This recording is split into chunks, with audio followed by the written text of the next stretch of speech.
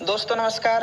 आज हम हिंदी व्याकरण के अंतर्गत गद्य की विधाओं पर चर्चा करेंगे और इन सभी विधाओं को हम एक के बाद एक अलग अलग वीडियोस के माध्यम से सीखने का प्रयास सीखेंगे।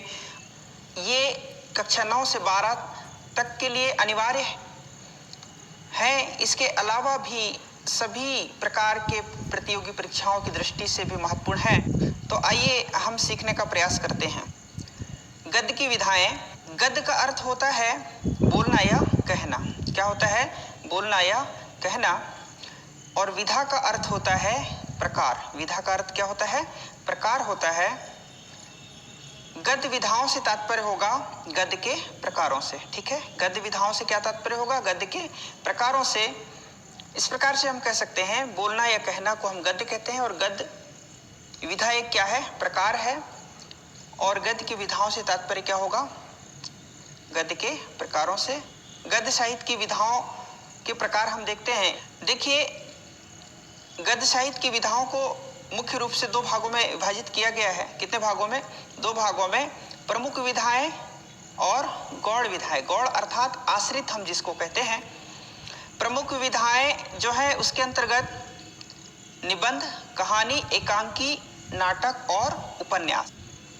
इसी तरह गौड़ अर्थात आश्रित विधाओं के अंतर्गत संस्मरण, रेखाचित्र, यात्रा वृतांत, जीवनी, आत्मकथा, रिपोर्टाज, डायरी लेखन, भेंट वार्ता एवं पत्र साहित्य। ठीक है, इन सभी विधाओं को हम क्रमशः पढ़ेंगे। पूर्व वीडियो में निबंध साहित्य का विकास का अध्ययन हमने कर लिया है। इसे इस वीडियो के एंड स्क्रीन में लगा दिया है। आप वहां पर निबंध साहित्य का इतिहास को समझ सकते हैं। हम देखते हैं कहानी।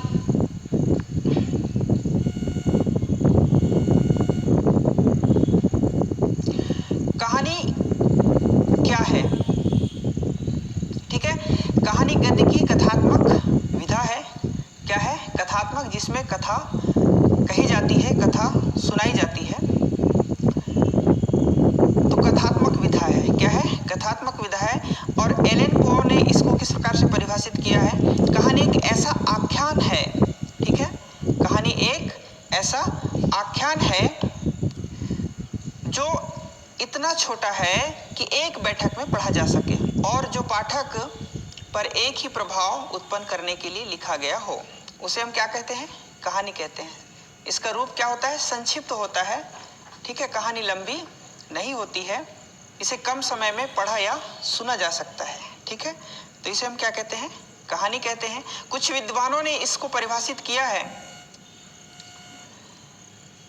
मुंशी प्रेमचंद के अनुसार देखिए, कहानी में बहुत विस्तृत विश्लेषण की गुंजाइश नहीं होती। हम कहानी में विस्तार पूर्वक अध्ययन नहीं करते हैं या उसका कहानी का विस्तार नहीं करते हैं।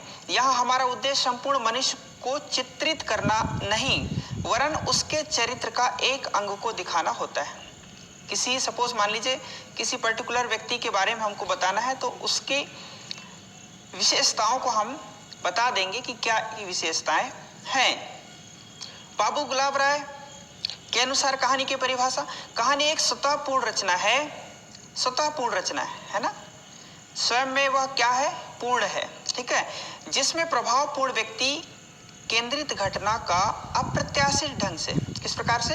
अप्रत्याशित ढंग से उत्थान पतन दर्शाते हुए पात्रों के चरित्र प्रकाश डालने वाला कौतूहलपूर्ण वर्णन हो, तो उसे हम क्या कहते हैं? कहानी कहते हैं। क्या कहते हैं? कहानी कहते हैं। किसके अनुसार? बाबू गुलाब राय के अनुसार। आप ध्यान रखिएगा। देखिए, कहानी के तत्व, कहानी के मुख्यतः 6 तत्व होते हैं। कथा वस्तु, चरित्र चित्रण या पात्र हम जिसको कहते हैं, संवाद योजना, वातावरण, भाषा शैली और उद्देश्य। तो किसी कहानी में इन सभी तत्वों का समाहित होना आवश्यक है, तभी वह कहानी क्या होगी? पूर्ण कहानी होगी। क्योंकि कहानी को बाबू गुलाब राय ने क्या कहा है? स्वतः पूर्ण रचना कहा है। कथा वस्तु देखिए, कथा वस्तु के आधार पर ही कहानी का ढांचा खड़ा होता है कि हम शीर्षक जो लेते हैं, कथा वस्तु अर्थात हम क्या कह सकते हैं इसको, शीर्षक। ठीक है, शीर्षक जो हम लेते हैं वही शीर्षक के आधार पर हम पूरी कहानी का ढांचा तैयार करते हैं। कथा में प्रायः 3 मोड़ आते हैं, आरंभ यानी शुरुआत, चरम स्थिति मतलब मध्य भाग कह सकते हैं इसको, और समापन या अंत। तो इसके 3 मोड़ आते हैं किसमें, कहानी में। कहानी का आरंभ कौतूहलपूर्ण होता है, लेकिन अंत क्या होता है उसका, उद्देश्यपूर्ण होता है। अगला देखिए, चरित्र चित्रण या पात्र जिसको हम कहते हैं। कहानी में पात्रों की संख्या कम होती है। ठीक है, कहानी में पात्रों की संख्या क्या होती है, कम होती है। इन पात्रों का चरित्र चित्रण विविध कार्य व्यापारों द्वारा चित्रित किया जाता है। चरित्र चित्रण, क्योंकि कहानी इन्हीं के माध्यम से पूर्ण भी होती है। संवाद योजना, संवाद योजना कहानी को रोचक सजीव बनाती है, रोचक व सजीव बनाती है। संवाद छोटे होने चाहिए। संवाद कैसे होने चाहिए, छोटे होने चाहिए। संवाद अर्थात जिसको हम वार्तालाप कह सकते हैं। संवाद की भाषा चुस्त एवं अभिव्यंजनापूर्ण होनी चाहिए, सुनने में भी अच्छा लगे, ऐसी होनी चाहिए। अगला है वातावरण। देश काल या वातावरण हम जिसको कह सकते हैं। कहानी की कथा वस्तु किसी न किसी देश काल से संबंध होती है, अतः देश काल के अनुसार कहानी का वातावरण स्वाभाविक होना चाहिए। तो ये वातावरण से संबंधित है कि किस परिस्थिति, किस वातावरण में कहानी तैयार हुई है और किस स्थिति के बारे में कहानी बताई जा रही है। भाषा शैली, कहानी की भाषा विषय एवं पात्र के अनुकूल होती है। किसके अनुकूल, विषय और पात्र, जो उसमें पात्र होते हैं उनके अनुसार उनकी भाषा शैली होती है। उनको जिस प्रकार की भाषा आती है उस भाषा का वे प्रयोग करते हैं। भाषा सरल एवं प्रभाव उत्पादक होनी चाहिए। जब हम किसी कहानी को लिखें तो इस बात का ध्यान रखना होगा कि कहानी की भाषा कैसी हो, सरल हो। उद्देश्य, अंत में क्या होता है, उद्देश्य। प्रत्येक रचना में एकाधिक उद्देश्य निहित होते हैं, क्योंकि कहानी का अंत कैसा होता है, उद्देश्यपूर्ण होता है। तो अंत में हमें पता चलता है कि इस कहानी का क्या उद्देश्य है। ठीक है, कहानी के भेद या प्रकार देखिए।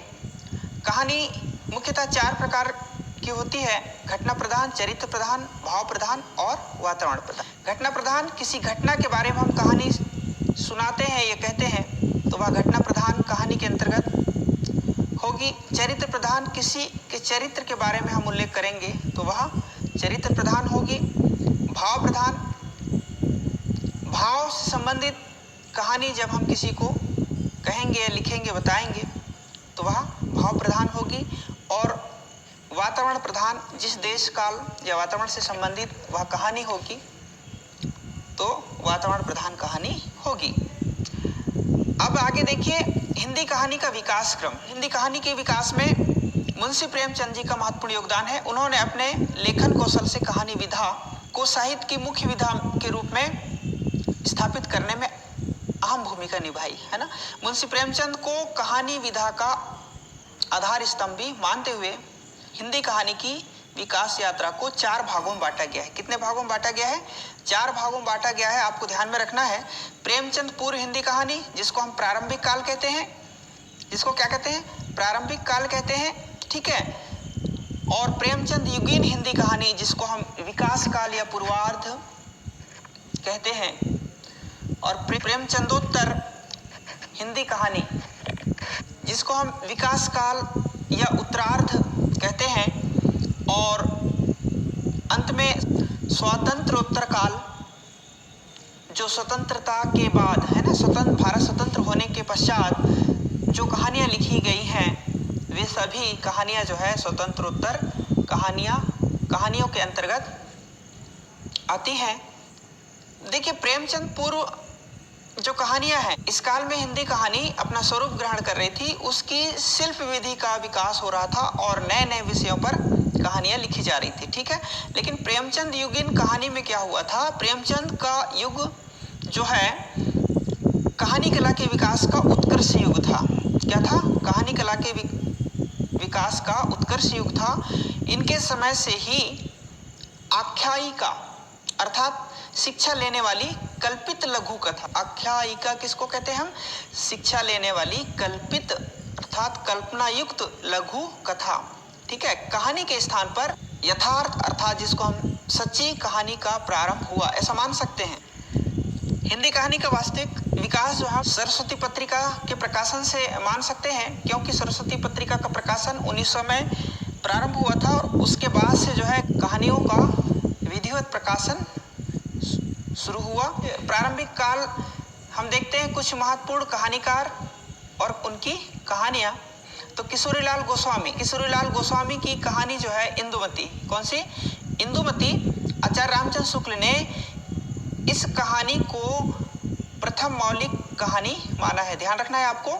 लेकिन इसके पूर्व जो राम रतन भटनागर जी हैं, उन्होंने मुंशी इंशाअल्लाह खां की कहानी रानी केतकी की कहानी है ना, 1872 में प्रकाशन हुआ था, उस कहानी को उन्होंने हिंदी की प्रथम कहानी माना है। कौन, राम रतन भटनागर, किसकी कहानी को, इंशाअल्लाह खां, रानी केतकी की कहानी, जिसका प्रकाशन कब हुआ था, 1872 में, आपको ध्यान रखना है। दूसरा देखिए बंग महिला है ना, इसको हम राजेंद्र बाला घोष कह सकते हैं। क्या कह सकते हैं, राजेंद्र बाला घोष इनका पूरा नाम है। इनकी कहानी दुलाई वाला, ठीक है, 1907 में इसका प्रकाशन हुआ था। कब हुआ था, 1907 में, ठीक है, 1907 में हुआ था। और राय कृष्णदास ने इस कहानी को प्रथम मौलिक कहानी माना है, ध्यान रखना है। अगला कहानीकार आचार्य रामचंद्र शुक्ल, 11 वर्ष का समय, कितना, 11 वर्ष का समय, इसका प्रकाशन 1903 में हुआ था। कब हुआ था, 1903 में। और लक्ष्मी नारायण लाल ने इस कहानी को प्रथम मौलिक कहानी माना है, ठीक है। अगला है देखिए माधवराव सप्रे, टोकरी भर मिट्टी, क्या, टोकरी भर मिट्टी, 1901 में इसका प्रकाशन हुआ था, ठीक है ना। और देवी प्रसाद वर्मा ने इसे प्रथम मौलिक कहानी माना है, ऐसे ध्यान रखना है। तो ये प्रारंभिक काल के कुछ महत्वपूर्ण कहानीकार और उनकी रचनाएं। अगला देखिए विकास काल, जिसको हम पूर्वार्ध कहते हैं। क्या कहते हैं, पूर्वार्ध कहते हैं। प्रेमचंद, ठीक है, इसी को हम प्रेमचंद युगीन भी कह सकते हैं, प्रेमचंद युगीन कहानियां। प्रेमचंद पंच परमेश्वर, कौन सा, पंच परमेश्वर, इसका जो है प्रकाशन 1916 में हुआ था। कब हुआ था, 1916 में। पूस की रात 1930, ठीक है ना। बड़े घर की बेटी और कफन 1936 में इसका प्रकाशन हुआ था। दूसरा देखिए जयशंकर प्रसाद, आकाशदीप 1929, पुरस्कार, गुंडा है ना, ग्राम, आंधी, इस प्रकार की इनकी रचनाएं हैं और भी बहुत सारी रचनाएं हैं। चंद्रधर शर्मा गुलेरी, उसने कहा था, 1915 में इसका प्रकाशन हुआ था। बुद्धू का कांटा, यह अज्ञात है, इसका प्रकाशन वर्ष पता नहीं है। सुखमय जीवन 1911, ठीक है। और चंद्रधर शर्मा की जो कहानी है सुखमय जीवन, यह इनकी प्रथम कहानी है, यह आप ध्यान रखना है। विश्वंभरनाथ शर्मा, कौशिक, ताई, रक्षाबंधन इनकी प्रथम कहानी है। रक्षाबंधन इनकी क्या है, प्रथम कहानी है और 1913 में इसका प्रकाशन हुआ था। और ताई इनकी प्रसिद्ध कहानी है। ताई कैसी है, प्रसिद्ध कहानी है। चित्रशाला 1924, इसके 2 भाग थे। चित्रशाला 1924 में इसका प्रकाशन हुआ, प्रथम भाग का, और द्वितीय भाग का 1929 में, ठीक है। इन्होंने लगभग 350 कहानियां लिखी, आपको ध्यान रखना है। इसी तरह देखिए विकास काल उत्तरार्ध,